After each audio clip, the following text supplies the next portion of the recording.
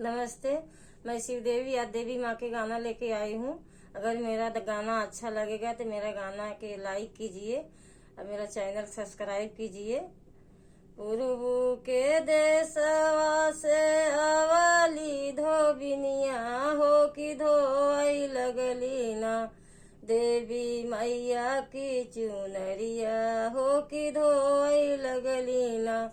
पूर्व के देशवा से अवली धोबिनिया हो कि धोई लगली ना, देवी मैया का चुनरिया हो कि धोई लगली ना।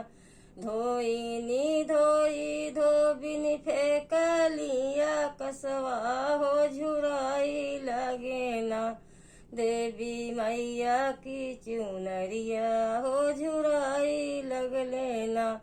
धोइनी धोई धोबिन फेंकलिया कसवा हो झुराई हो लगले ना, देवी मैया की चुनरिया हो झुराई हो लगले ना।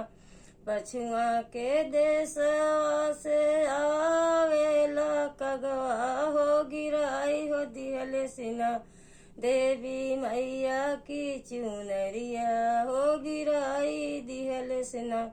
तहकात देवई कागा दूध भत कटोरवा हो झुराई देतना, देवी मैया की चुनरिया हो झुराई देतना।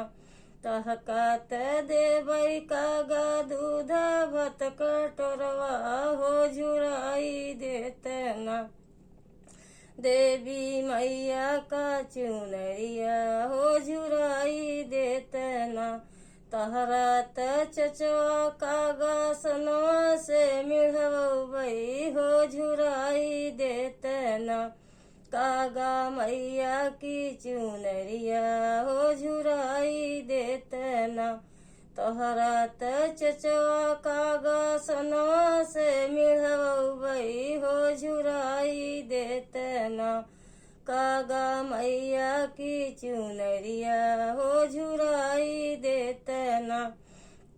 पूर्व के देशवा से अली एक धोबिनिया हो कि धोई लगली ना, देवी मैया की चुनरिया हो कि धोई लगली ना, देवी मैया की चुनरिया हो कि धोई लगली ना।